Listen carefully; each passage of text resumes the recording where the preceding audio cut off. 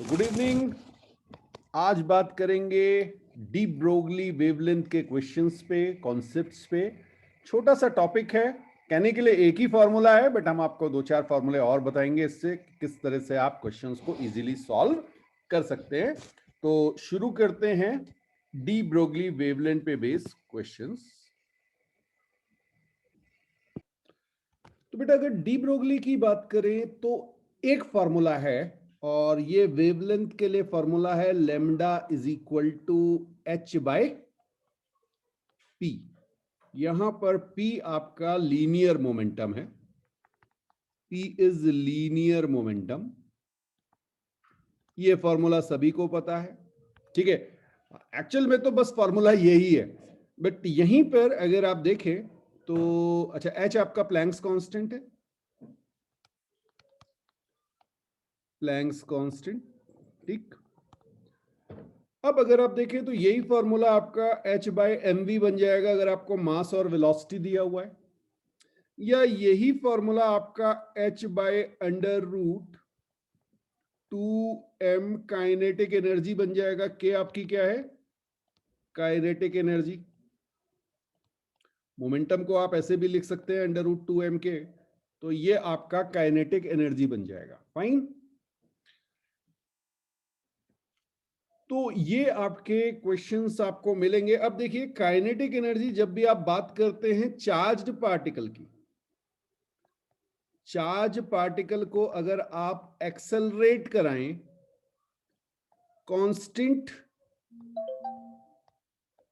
Electric field में या potential difference में, कह लीजिए v पोटेंशियल डिफरेंस है, v पोटेंशियल डिफरेंस से आप एक्सेलरेट करा दें एक चार्ज पार्टिकल को, ठीक है, तो काइनेटिक एनर्जी आपकी हो जाती है qv। वर्क एनर्जी थ्योरम आप लगा लेंगे तो k को आप रिप्लेस कर सकते हैं qv से, और फिर आपका ये जो फॉर्मूला है डी ब्रोगली वेवलेंथ का वो बन जाएगा h by under root 2m/qv। Please यहां पर ये ध्यान रखिएगा, v आपका एक्सेलरेटिंग पोटेंशियल है। क्लियर? तो इस पे बेस्ड क्वेश्चंस आपको मिलेंगे। यहीं पे कुछ फॉर्मूले थे जो एनसीईआरटी में भी दिए हुए हैं, और ये याद करने से आपके लिए चीजें बड़ी आसान हो जाती हैं। लेमडा इलेक्ट्रॉन, पार्टिकल आपका इलेक्ट्रॉन है, तो जब आप बात करेंगे मास की तो आप यहां पे लिखेंगे ट्वाइस मास ऑफ इलेक्ट्रॉन, और काइनेटिक एनर्जी लिख देंगे ईवी। फाइन।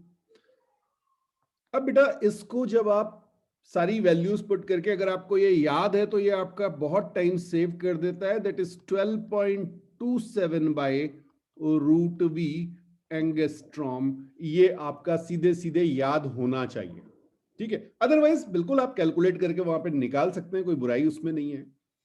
इसी तरह से अगर आप बात करें लेमडा प्रोटॉन की, तो लेमडा प्रोटॉन क्या हो जाएगा? h divided by under root twice mass of proton charge e v, ठीक है। अब अगर आपको ध्यान हो तो मास of proton is 1837 times mass of electron, ये होता था। तो बिल्कुल जब आप इसको कैलकुलेट करेंगे तो यहां पे आप डायरेक्टली ये वाला फॉर्मूला याद कर लीजिए, तो आपकी बहुत से कैलकुलेशन बच जाएंगे। बट ये तभी लगेगा जब आपको एक्सेलरेटिंग पोटेंशियल दिया है और पार्टिकल का नाम दिया हुआ है, कोई और चीज ना पूछी गई, ठीक है। हाँ, लेमडा ड्यूट्रॉन नेक्स्ट ड्यूट्रॉन के लिए आता है। तो ड्यूट्रॉन की जब आप बात करेंगे तो यहां पर ट्वाइस मास ऑफ ड्यूट्रॉन, ये आपका हो जाएगा बेटा 2mp, ठीक है। चार्ज जो है वो E रहेगा और V, ये आपका फॉर्मूला बना। इसको आप सॉल्व करेंगे तो ये आपका 0.202 बाय रूट वी एंगस्ट्रॉम आ जाएगा। क्लियर है? और एक और देख लेते हैं लेमडा अल्फा पार्टिकल। इसके अलावा कुछ भी आपसे पूछा जा सकता है, कोई भी चार्ज पार्टिकल या आयन आपको दिया जा सकता है। तो अल्फा पार्टिकल के लिए सबसे कॉमन जो है वो ये रहे, ठीक है, प्रोटॉन, ड्यूट्रॉन और अल्फा, इन्हीं में कंपैरिजन जनरली पूछा जाता है, बट मैं ये नहीं कहूंगा कि आपसे इलेक्ट्रॉन या कोई और पार्टिकल को नहीं दिया जा सकता। तो यहां पर 2 mass of alpha particle is 4 times mass of proton. ठीक है, और यहां पर ईवी आप मल्टीप्लाई कर देंगे, नहीं ईवी नहीं करेंगे ना, चार्ज तो 2e हो गया, तो ये मल्टीप्लाई कर देंगे। अब अगर आप देखेंगे तो ये आपका आ जाएगा 0.101 by root V angstrom. Clear? तो ये मैंने आपको 4 इलेक्ट्रॉन, प्रोटॉन, ड्यूट्रॉन, अल्फा के लिए लिखा दिए, और यहीं पे आप चाहें तो general particle lambda Q charge जिस पे है उसके लिए आप लिख सकते हैं h by under root 2m/q_v। ये आपका फॉर्मूला बन जाता है। अब बेटा ये तो हमने चार्ज पार्टिकल की बात की, अगर हम अनचार्ज पार्टिकल लें, अनचार्ज्ड पार्टिकल्स, अब अनचार्ज पार्टिकल्स में कौन आते हैं, जैसे आप बात करेंगे न्यूट्रॉन की। ठीक है, तो न्यूट्रॉन में आपके पास 2 सिचुएशन आपको दी जा सकती है। एक तो आपको दिया जा सकता है थर्मल इलेक्ट्रॉन कह देगा, थर्मल न्यूट्रॉन कह देगा वो। ठीक है, टेम्परेचर, एब्सोल्यूट टेम्परेचर T दिया हुआ है। तो प्लीज याद रखिएगा, energy of thermal neutron, energy of thermal neutron is kT। ठीक है, where K is Boltzmann constant, Boltzmann constant. ठीक, तो यहां से आपका जो लैम्डा न्यूट्रॉन आ जाएगा, ये फॉर्मूला आ जाता है h by under root 2 times ये मास ऑफ न्यूट्रॉन, या mass of neutron is almost same as mass of proton, तो आप, मैं तो मास ऑफ न्यूट्रॉन लिख रहा हूं, बट अगर आपको प्रोटॉन दिया हो तो आप वो वैल्यू ले सकते हैं, ये याद भी होनी चाहिए। तो twice mass of neutron into, यहां पर बस आप के टी लिख देंगे बेटा। ठीक है, तो ये आपका न्यूट्रॉन के लिए आ जाएगा। हाँ, एक चीज का ध्यान रखिएगा, कई बार आपसे कहा जाता है neutron is moving with VRMS at temperature T। ठीक, तो यहां पर ध्यान रखिएगा, ये एनर्जी अगर आपको याद हो तो ये energy of molecule is 3/2 kT थी। ये एनर्जी 3/2 kT थी, और इसके हिसाब से अगर आप लैम्डा न्यूट्रॉन को कैलकुलेट करेंगे तो आपका फॉर्मूला बनेगा h by under root twice into 3/2 kT into mass of neutron. इसको आप सॉल्व करेंगे तो ये आपका h by under root 3 kTmn आ जाएगा। ठीक है, तो ध्यान रखिएगा, थर्मल न्यूट्रॉन दिया हुआ है या वीआरएमएस वाला दिया हुआ है। तो अगर वीआरएमएस स्पीड दी होगी तो वहां 3 आ जाएगा, ये थोड़ा सा ध्यान रखिएगा, इसमें कई बार कंफ्यूजन हो जाता है, आप फॉर्मूला याद करके जाएंगे तो ये गड़बड़ होगी। ठीक है, अब एक चीज और आपसे कही जाती है, वो है gas molecule, lambda gas molecule. Formula ये भी बहुत आसान सा है, आपको पता है एनर्जी ऑफ गैस मॉलिक्यूल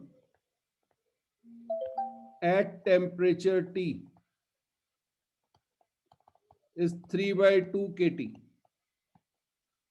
यहीं से तो आया था ये फॉर्मूला। ठीक है, तो बिल्कुल आप इसको ऐसे भी लिख सकते हैं h by M V R M S, या आप इसे लिख सकते हैं h by under root 2m 3/2 kT। ठीक है, स्टेप बाय स्टेप याद रखेंगे तो बड़ा आसान हो जाएगा। अब यहां पर बस ध्यान क्या रखना होता है, ये स्मॉल m जो है ना, हाँ ये है mass of molecule, molecular mass नहीं है, ये एक मॉलिक्यूल का मास है बेटा, ठीक है। तो molar mass divided by Avogadro number है ये, तो ये थोड़ा सा ध्यान रखिए। तो इतने फॉर्मूले अगर आपको समझ में आ जाते हैं तो वहां पे आप बड़ी इजीली इनको सॉल्व कर सकते हैं, इससे और ज्यादा बढ़ के क्वेश्चंस नहीं आते। हाँ, एक और चीज जो कई बार मिला देते हैं इसके साथ वो है फोटोन, लेमडा फोटोन, ठीक। तो ये ध्यान रखिएगा बेटा, ये h/p, या एक और चीज है वो एनर्जी ऑफ फोटोन, तो ये आपका hc/λ, ये सबको पता है। तो यहां से जब आप देखेंगे लैम्डा फोटोन को, तो lambda photon is hc/e photon. ये फॉर्मूले यूज में आएंगे बिल्कुल, तो इनको नोट कीजिए, फिर आगे बात करते हैं। अच्छा, यहीं पे एक और चीज जिसमें कई बार स्टूडेंट्स गलतियां करते हैं, वो भी एक बार रिवाइज कर लें, और वो है ग्राफ बेटा, ठीक है। तो अगर आपको एक ग्राफ दिया गया है,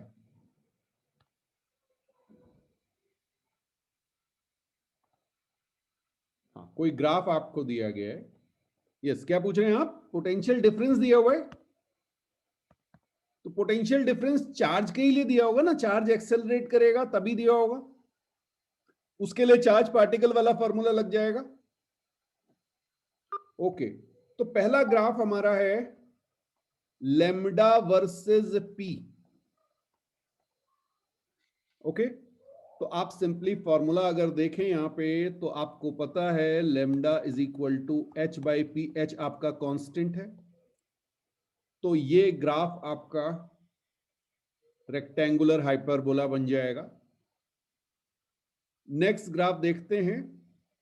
नेक्स्ट ग्राफ में आपसे जनरली वो कह देते हैं लैम्डा वर्सेस 1/p का ग्राफ, ठीक है, लेमडा वर्सेस 1/p का ग्राफ। तो अब अगर आप देखेंगे lambda is equal to h1/p, so y is equal to hx, इस तरह से आपकी इक्वेशन बनेगी। तो ये आपकी लीनियर रिलेशनशिप आ गई, ये ग्राफ आपका स्ट्रेट लाइन आएगा, और जो आपकी स्लोप होगी बेटा, स्लोप यहां पर प्लैंक्स कांस्टेंट के इक्वल होगी। तो लेमडा वर्सेस 1/p का ग्राफ ऐसा होगा।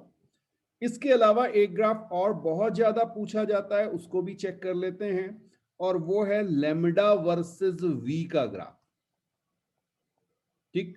तो अब अगर आप देखें तो lambda is equal to h/mv लिखेंगे। यहां पर आपने ये अज्यूम किया है कि आपका मास m, कोई भी पार्टिकल जो लिया है वो फिक्स है, ठीक है।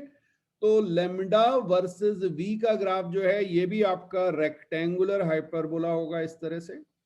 कई बार इसमें इस तरह के क्वेश्चन पूछे जाते हैं कि आपको दो लाइनें दे देते हैं, कहते हैं विच मास इज लेस और which one is more. Clear है? तो बिल्कुल आप क्या करेंगे, आप v को कांस्टेंट ले लीजिए।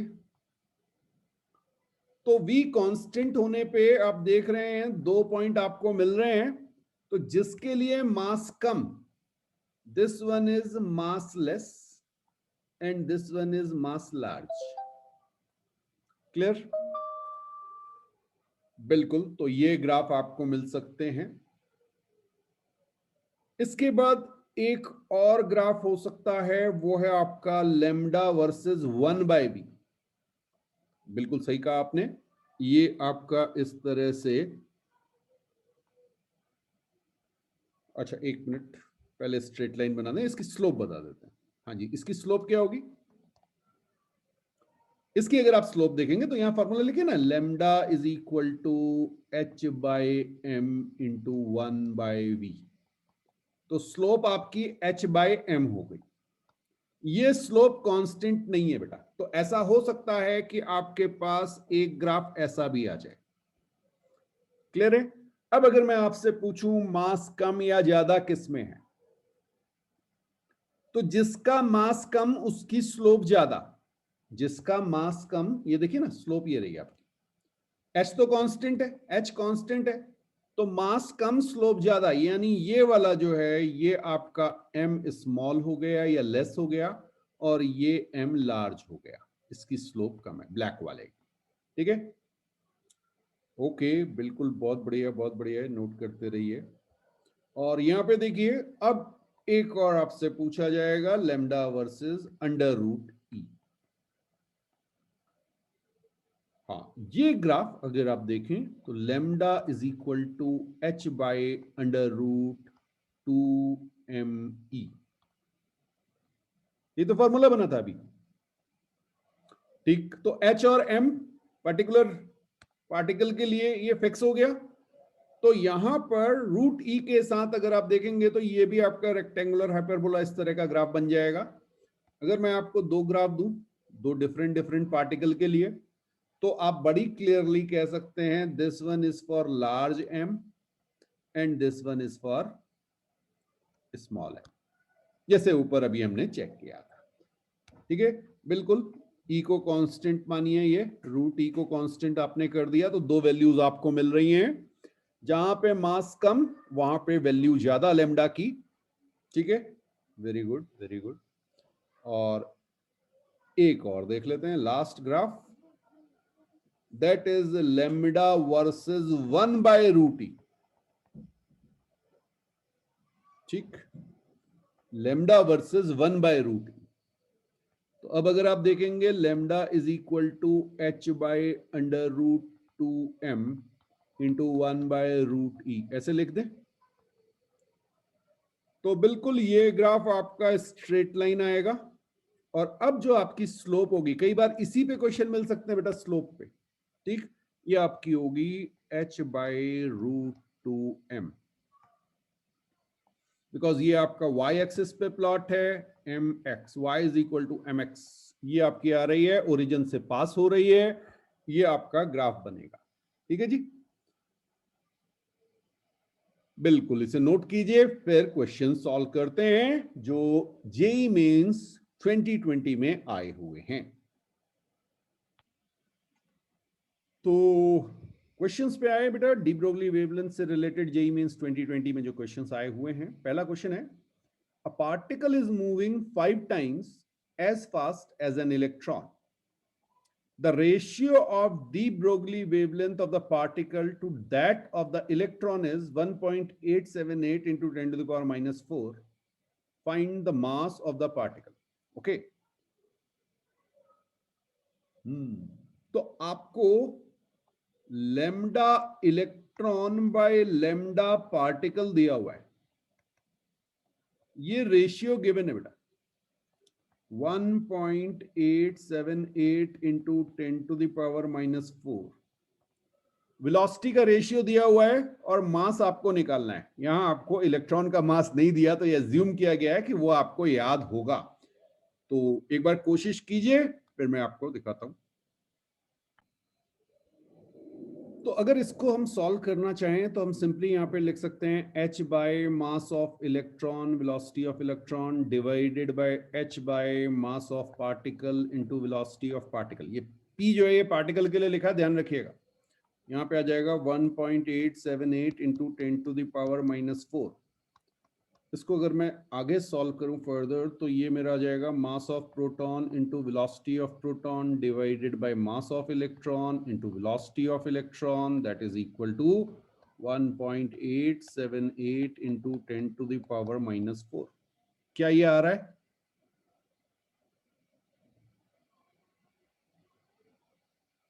अच्छा, एक मिनट, मैंने शायद ये रिवर्स लिख दिया बेटा। देखिए, ये दिया हुआ आपको, de Broglie wavelength of the particle to that of electron is this much। मैंने यहां पे रिवर्स लिख दिया था। ठीक है, ओके। अब देखिए जरा, यहां से हमारे पास क्या आ जाएगा, हमें मास ऑफ पार्टिकल निकालना है। तो ये आ जाएगा mass of electron into velocity of electron divided by 1.878 into 10 to the power minus 4 into velocity of particle। और velocity of particle आपको दी हुई है 5 टाइम्स, तो यहां पे 5 आ जाएगा। ओके, बिल्कुल सही बात है आपकी।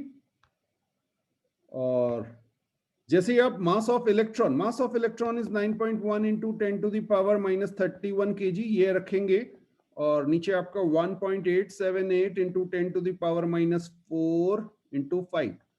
तो अब आप इसको जरूरी नहीं आपको पूरा सॉल्व करना पड़े, ये आप देख सकते हैं 10⁻27 आ रहा है, और ये आपका 9 से थोड़ा ज्यादा हो जाएगा, तो आप इसे 10⁻28 कर दीजिए और 9.7, तो फर्स्ट वाला ऑप्शन आपका करेक्ट हो जाएगा। फर्स्ट वाला जो ऑप्शन है वो आपका आंसर आ जाएगा इसका, यही इसका करेक्ट आंसर है। ठीक है जी, बिल्कुल बिल्कुल। तो एक क्वेश्चन और देखते हैं। An electron of mass m and a photon have the energy E in the range of few electron volt। ठीक है, सेम एनर्जी दे दी है किसकी, एक तो इलेक्ट्रॉन है और एक फोटॉन है। The ratio of the de Broglie wavelength associated with the electron and the wavelength of the photon is। अब बेटा यहां पर थोड़ा सा आपको ये ध्यान देना पड़ता है कि मेरे ऑप्शंस किस फॉर्म में। आप कई तरह से इस आंसर को निकाल सकते हैं, अलग अलग फॉर्म में। यहां पर जिस फॉर्म में आपको दिए गए हैं आंसर, आपको उस फॉर्म में देखना है। तो एनर्जी के फॉर्म में सी और मास को यूज करना है। ठीक है, तो इस क्वेश्चन में अगर हम कहें आपसे कि लैम्डा इलेक्ट्रॉन को हम क्या लिख सकते हैं, तो लैम्डा इलेक्ट्रॉन को हम लिख सकते हैं h बाई, हाँ जी, √2me। ये m जो है ये मास ऑफ इलेक्ट्रॉन है। ठीक है, गिवन है वो आपको। ओके, और जब आप बात करेंगे लैम्डा फोटोन की, तो अब आपको पता है यहां पे तो मास डिफाइन नहीं होता है, तो लैम्डा फोटोन के लिए हमेशा ध्यान रखिएगा ये फॉर्मूला आपका हो जाता है hc/e। ठीक है, बस अब देख लीजिए आपसे ratio of de Broglie wavelength associated electron. Okay, तो ये पूछा गया है आपसे। क्लियर, तो डिवाइड कर दीजिए भाई इसको, यहां से आपका आंसर आ जाएगा h और h तो कैंसिल हो जाएगा। ओके, और इसको आप सॉल्व करेंगे तो 1/√2m ऊपर √e आएगा, और ये 1/c ऐसा कुछ आ रहा है कोई ऑप्शन? बिल्कुल है, बिल्कुल है, ये रहा हमारे पास बी ऑप्शन। ठीक है, तो इसका आंसर है बी। तो आप बड़ी इजीली इन क्वेश्चंस को सॉल्व कर सकते हैं, बहुत ज्यादा टाइम ये नहीं लेते हैं, आपको बस कॉन्सेप्ट समझ में आना चाहिए।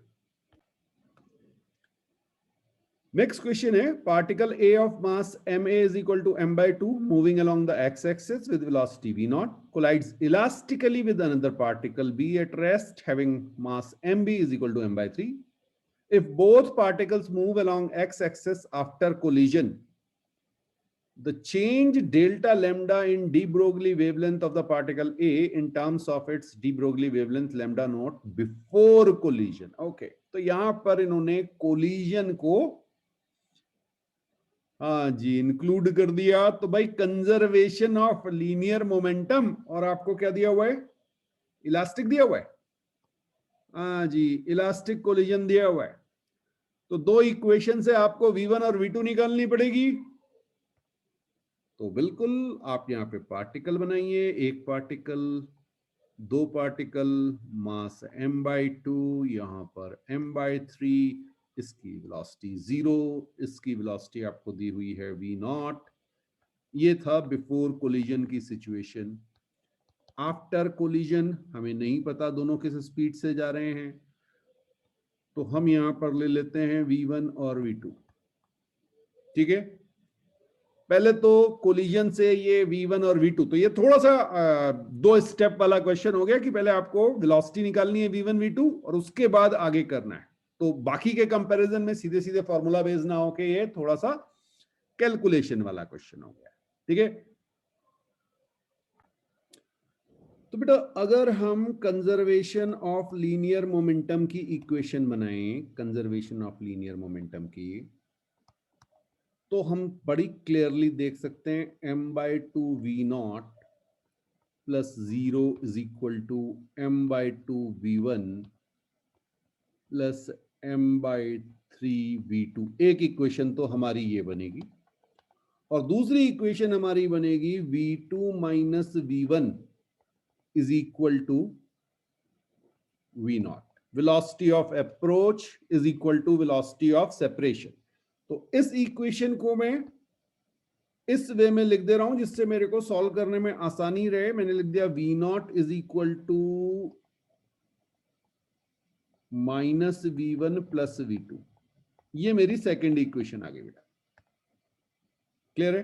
अब यहां पे आप देखेंगे ये आपका m कैंसिल हो जाएगा। इस इक्वेशन को आप चाहें तो आप फिर से रीअरेंज कर सकते हैं, 6 से मल्टीप्लाई कर दीजिए तो ये आपकी आ जाएगी 3v0 is equal to 3v1 plus 2v2। ठीक है, ये फर्स्ट इक्वेशन हमने रीअरेंज करके ऐसे लिख दी। और हमें चाहिए क्या? v1 की वैल्यू चाहिए, तो v2 को गायब करना है, तो 2 से मल्टीप्लाई करके, 2 से इसको मल्टीप्लाई करके माइनस कर दीजिए। ओके, तो ये आपका आ जाएगा, यहाँ पे v0 आ जाएगा, ये आपका 5v1 आ जाएगा। तो v1 is equal to v0/5 आ गया आपका। क्लियर है? v1 is equal to v0/5 आ गया। अब अगर आप सिंपली देखें तो अगर आपके पास पहले जब आपकी स्पीड क्या थी, v0 थी, मास में तो कोई चेंज नहीं हुआ ना, तो लेमडा v0 क्या आता है? लेमडा जब v0 पे था तो आपने कहा दिया हुआ है lambda naught.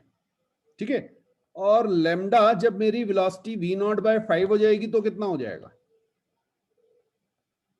5 lambda naught. Momentum 1/5 हुआ तो मेरी वेवलेंथ क्या होगी? 5 टाइम्स हो जाएगी। ठीक है, अब क्वेश्चन में क्या पूछा है बेटा? क्वेश्चन में पूछा डेल्टा लेमडा कितना चेंज आ गया। तो डेल्टा लेमडा हमें दिख रहा है 4 लेमडा नॉट मिल रहा है। क्लियर? डेल्टा लेमडा हमें 4 लेमडा नॉट मिल रहा है, तो ये रहा मेरे पास आंसर मेरा डी। हाँ, आप बिल्कुल अगर आपको इसमें कंफर्ट नहीं है तो आप ऐसे भी लिख सकते हो ना, lambda naught is equal to h/m v0। ठीक है, और इसी तरह से आप लेमडा डैश या लेमडा फाइनल आप लिख सकते हैं h/m v0/5। तो इसको आप सिंपली लिख देंगे 5 लेमडा नॉट। ये देखिए यहां से आ गया। तो एक आसान क्वेश्चन ही था। क्लियर? मैं ये नहीं कहूंगा ये टफ क्वेश्चन था, बट हाँ, 2 पार्ट में आपको ब्रेक करना। आप जितनी जल्दी निकाल सकते हैं, टाइम लगेगा इसमें। टाइम इन द सेंस कि पहला स्टेप कोलिजन वाला था और दूसरा ये था। ठीक है, तो आप कोलिजन के मास्टर हैं। कोलिजन अगर आपको समझ में आता है तो फिर ये वाली चीज बड़ी आसान सी। नेक्स्ट क्वेश्चन है, an electron, a doubly ionized helium ion and a proton. तो 3 दे दिया आपको। देखिए, इलेक्ट्रॉन दिया है, डबली आयनाइज्ड हीलियम आयन दिया है और प्रोटॉन दिया हुआ है। सेम काइनेटिक एनर्जी दी हुई है। The relationship between their respective D Broglie wavelength. अब अगर हम देखें तो बेटा लेमडा जो हमारे पास होती है वो होती है h/√2m k। ठीक, तो k तो सबके लिए कांस्टेंट दे दी इन्होंने, और h कांस्टेंट होता ही है। तो हम सिंपली यहां से कह सकते हैं लेमडा इज,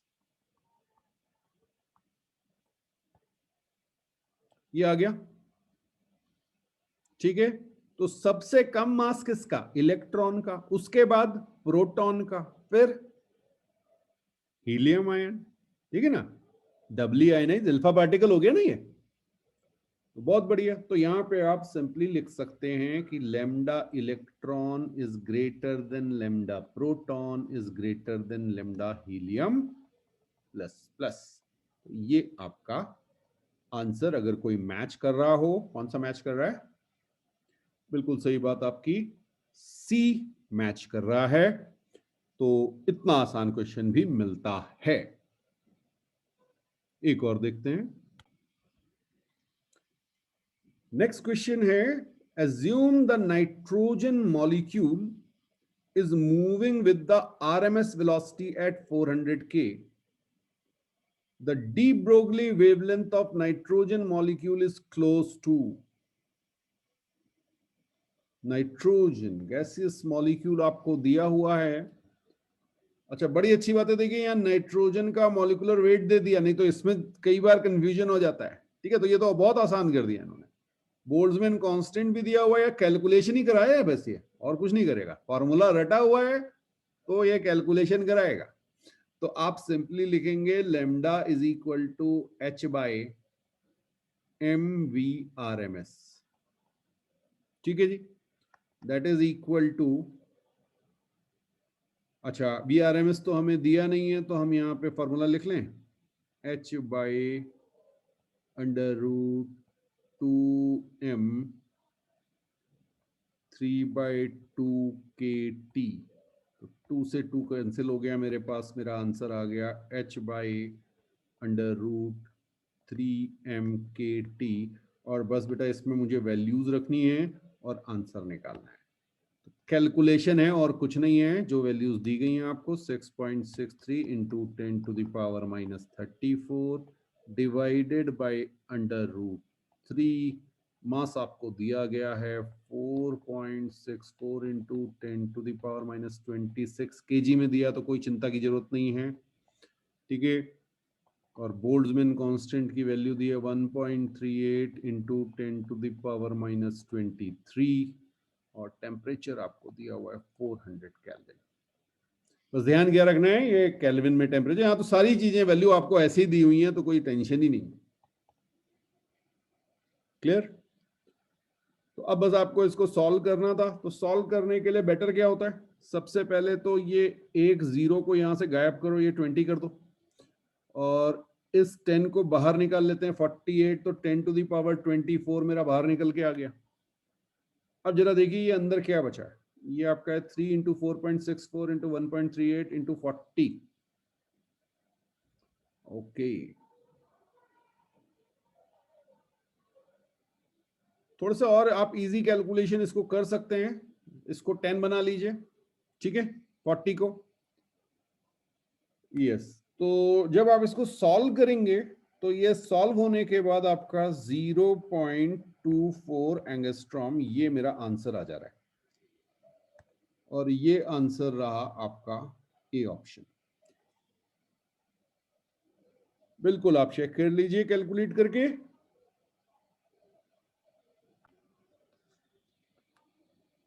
नेक्स्ट क्वेश्चन है बेटा, a particle moving with kinetic energy E has de Broglie wavelength lambda. Okay, if energy delta E is added to its energy, the wavelength becomes lambda by 2. Find the value of delta E. वैसे तो इसको common sense से भी कर सकते हैं, but बिल्कुल आप स्टेप बाय स्टेप करें तो गलती नहीं होती। ठीक, तो एनर्जी दी हुई है और हमें पता है जब भी हम डी ब्रोगली वेवलेंथ लैम्डा निकालते हैं इन टर्म्स ऑफ एनर्जी, तो हम इसको लिखते हैं h by under root 2me। ठीक है, अब सेकंड केस, ये तो फर्स्ट केस दे दिया इन्होंने। सेकंड केस में एनर्जी जो है वो डेल्टा ई ऐड कर दी है, तो ये तो मैं यहां लिख रहा हूं केस 1। केस 2 में एनर्जी कितनी हो गई, ओके, तो lambda 2 is equal to h by under root 2m e plus delta E, because mass थोड़ी चेंज हो जाएगा, उसी पार्टिकल को तो दिया। क्लियर? तो ये दो इक्वेशन आपके पास हो गई, इक्वेशन 1 एंड इक्वेशन 2, और इनको सॉल्व कीजिए तो आपका डेल्टा ई की वैल्यू निकल आएगी। अब बेटा इसको आपको सिंपली डिवाइड कर देना है। जब आप इसको डिवाइड करेंगे तो आप यहां पे देख रहे हैं सिंपली आपका आ जाएगा E plus delta E plus delta E divided by E under root is equal to 2, ऐसे दिख जाएगा। जब आप सेकंड इक्वेशन और फर्स्ट इक्वेशन को डिवाइड करेंगे तो यहां से आप देख सकते हैं E plus delta E is equal to 4E आ जाएगा आपके पास, और यहां से डेल्टा ई की वैल्यू 3e, तो यही आपका आंसर है। डेल्टा ई की वैल्यू 3e आ गई। अगर आपके पास कमांड एंड कंट्रोल है तो आप सीधे सीधे देख सकते थे ये लैम्डा बाय 2 कब होगा बेटा, जब हमारी एनर्जी 4 टाइम्स हो जाएगी। तो फाइनल एनर्जी मेरी 4e हो गई, इसमें से मैं e माइनस करूंगा तो 3e आ जाएगा। तो ये कॉमन सेंस से आप इसे कर सकते थे, बट मैं चाहूंगा कि आप थोड़ा सा लिख लीजिए। टाइम 20-30 सेकंड लगेंगे, बट गलती होने के चांसेस बिल्कुल नहीं रहते हैं। ठीक है, तो आपको कंट्रोल भी रहेगा, कमांड भी रहेगा और कॉन्फिडेंस भी रहेगा। एक क्वेश्चन और देख रहे हैं बेटा।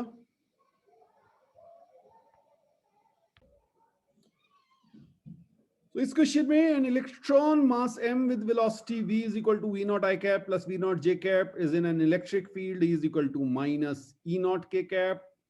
If lambda naught is initial de Broglie wavelength of electron, its de Broglie wavelength at time t. तो यहां पर आपको एक चीज का ध्यान रखना पड़ेगा बेटा, जब भी आपको लैम्डा दिया जाता है तो आप h by magnitude of linear momentum रखते हैं। ठीक, तो पहले वाले केस में जब आप देखेंगे तो ये आपका आ जाएगा h बाय m, ये रही आपकी वेलोसिटी, इनिशियल वेलोसिटी। ठीक है, तो ये आपका v नॉट रूट 2 लिख दूं बेटा, इसका मैग्नीट्यूड आप निकालेंगे तो v नॉट रूट 2 आ जाएगा। तो पहली कंडीशन जो है वो हमें मिल गई, lambda naught is equal to h by m v naught root 2। Okay, अब देखिए यहां पे इन्होंने एक स्टेप हमारा बढ़ा दिया है। इन्होंने कहा कि एक इलेक्ट्रिक फील्ड में ये इलेक्ट्रॉन है, तो V is equal to U plus AT। हमें पता है इलेक्ट्रिक फील्ड अगर कांस्टेंट है, ये हमारी यूनिफॉर्म इलेक्ट्रिक फील्ड हमें दी गई है, तो हमारे पास जो एक्सेलरेशन भी होगा वो भी कांस्टेंट होगा। ठीक, तो इसको हम क्या लिख सकते हैं, V naught I cap plus V naught J cap plus minus E not के कैप बाय m, ये एक्सेलरेशन हुआ इनटू t लिख दो।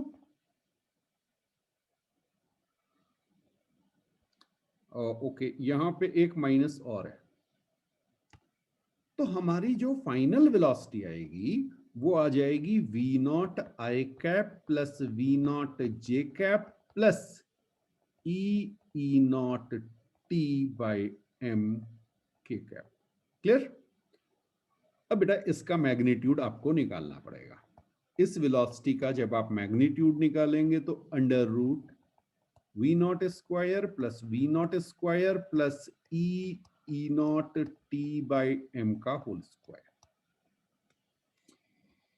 अब अगर आप देखें तो सब में वो E square, E not square, T square by m square वाला टर्म आ रहा है।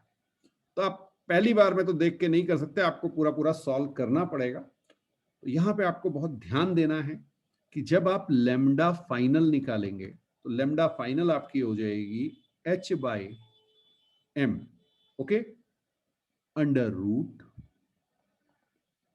2v naught square plus E square E not square T square by m square.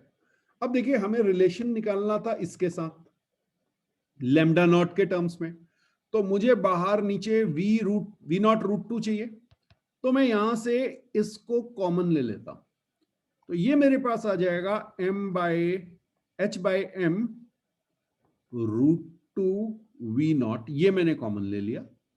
ये मेरे पास आया 1 plus E square E not square T square by 2m square V naught square. ऐसा जो आंसर आपको दिख रहा है वो ही इसका आंसर है।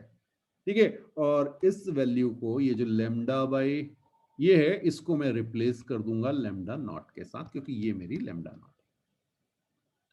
तो ऐसा ऑप्शन आपके पास, बिल्कुल सही बात है आपकी, डी ऑप्शन है। क्लियर? तो थोड़ा सा इसमें एक हुई, 2 स्टेप में ये क्वेश्चन होता है, एक आपको ये लगाना है और एक आपको वेलोसिटी। तो ये थोड़ा सा इलेक्ट्रो को उन्होंने अप्लाई कर लिया।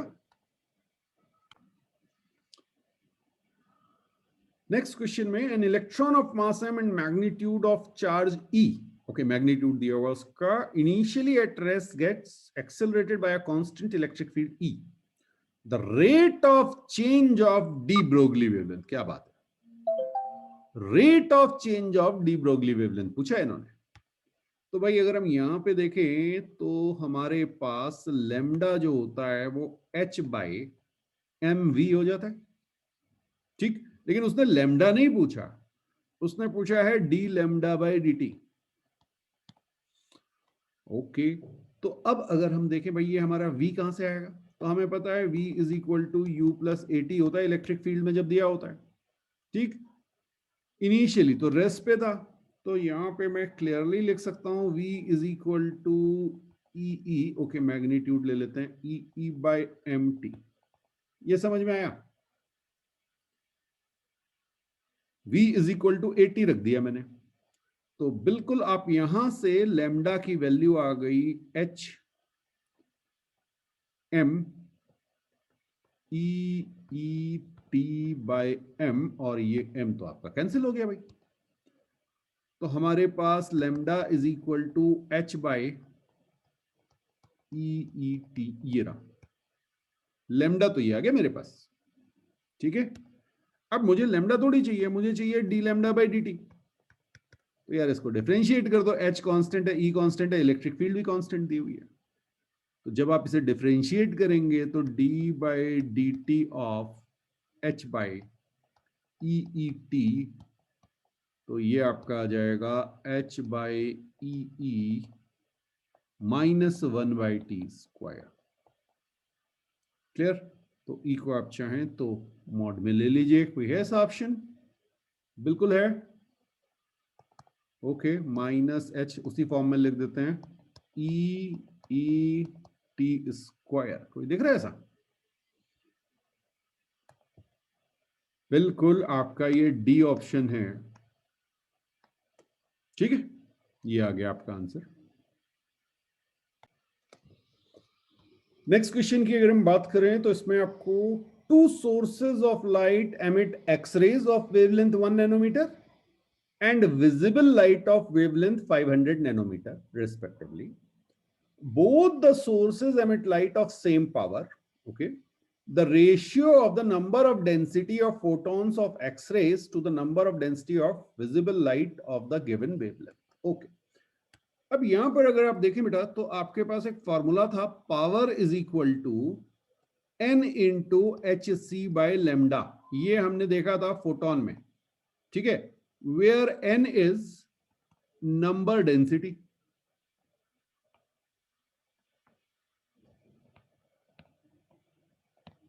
अब उन्होंने कहा भाई आपकी पावर जो है वो तो कांस्टेंट है, सेम है, सेम मतलब कांस्टेंट होगी ना, 200 वॉट दी हुई है, और h और c आपका कांस्टेंट होता ही होता है, तो यहां से आप क्लियरली कह सकते हैं n is proportional to lambda. ये कॉमन सेंस वाला क्वेश्चन है, बस आपको ये फॉर्मूला याद हो अगर, और ये वैसे भी डायमेंशन से भी निकल आता है, ठीक है, नंबर डेंसिटी ऑफ फोटोन, ये समझने वाली चीज थी कि ये क्या चीज, ओके। तो n is proportional to wavelength आ गया बेटा यहां पे, ठीक, तो मैं सीधे सीधे क्या लिख सकता हूं, इन्होंने पूछा है X rays to photon, okay, तो n X rays by n photons is equal to lambda x-rays by lambda photon। अब देखिए वैसे ही लग रहा था अरे एक्सरे के फॉर्मूले याद है नहीं याद है, वैसे तो एक्सरे में ज्यादा फॉर्मूले थे ही नहीं, लेकिन अगर नहीं भी याद है तब भी आप इसे कॉमन सेंस से कर सकते हैं, तो कोई क्वेश्चन ऐसा छोड़िएगा मत, उसको एक बार पढ़ जरूर लीजिएगा, क्या पता वो आपसे बड़े आराम से सॉल्व हो जाए। तो यहां पे आप देखेंगे एक्सरे आपको दी हुई है 1 नैनोमीटर की, और फोटोन की वेवलेंथ दी हुई है 500 नैनोमीटर की, यही है, ठीक है जी। तो बस इसको नैनोमीटर से नैनोमीटर कट गया, 1/500 आंसर आ गया, ये रहा आपका ए ऑप्शन, बिल्कुल बिल्कुल सही बात है आपकी, तो फर्स्ट जो है आपका वही है उसका आंसर है। एक क्वेश्चन और देखते हैं। Hydrogen ion and singly ionised helium atom are accelerated from rest through the same potential difference. The ratio of final speeds of hydrogen and helium ion is close to.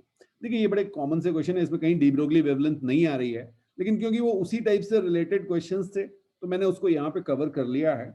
ठीक है, ये general question थे, common sense वाले question है कि भाई आपको चीजें समझ में आती हैं कि नहीं आती हैं। तो एक आपके पास भाई H+ है और दूसरा आपके पास हीलियम प्लस है, दोनों सिंगली आयनाइज्ड हीलियम आयन दिया हुआ है इन्होंने। ठीक है, तो अब बेटा जब आप इसे एक्सेलरेट कराएंगे सेम पोटेंशियल डिफरेंस से तो दोनों की काइनेटिक एनर्जी सेम हो जाएगी। अरे दोनों पे सेम चार्ज है ना, लिख दिया उसने सिंगली आयनाइज्ड हीलियम, तो इसका मतलब भाई दोनों जो हैं वो सेम काइनेटिक एनर्जी के हो गए। अब सेम काइनेटिक एनर्जी अगर हो गई तो आपका फॉर्मूला क्या बन गया? Half mass of hydrogen velocity of hydrogen square that is equal to half mass of helium into velocity of helium square. ये तो आपका कैंसिल हो गया बेटा। ठीक है, अब मास of hydrogen is mass of proton, velocity of hydrogen square is equal to 4 times mass of proton, velocity of helium square। यहां से आप देखिए ये MP भी आपका कट हो गया, मास ऑफ प्रोटॉन। ठीक है, अब रेशियो में बस इसमें ये ध्यान रखिए क्योंकि ये देखिए 1:2 और 2:1 दोनों दिए हुए। तो क्या पूछा है? Ratio of final speed of hydrogen, यानी इन्होंने पूछा VH/V helium. Okay, that square is 4/1। तो जल्दीबाजी में ये नहीं कि 1/2 या 4/2/1 जो भी आया वो लिख दिया, चेक कर लीजिए क्या पूछा गया है। तो VH/V हीलियम आपका आ गया 2/1 और 2/1 जो आपका आंसर है वो डी ऑप्शन है। तो डी आपका करेक्ट आंसर यहां पे होगा, ए नहीं होगा बिकॉज वो V helium by V hydrogen है। ठीक है, तो थोड़ा सा इन चीजों का ध्यान रखिए, अदरवाइज इस टॉपिक पे आपको क्वेश्चंस आसान मिलते हैं। नेक्स्ट क्लास में इसी का सेकंड पार्ट लेके चलेंगे डुअल नेचर का, that is photo electric effect.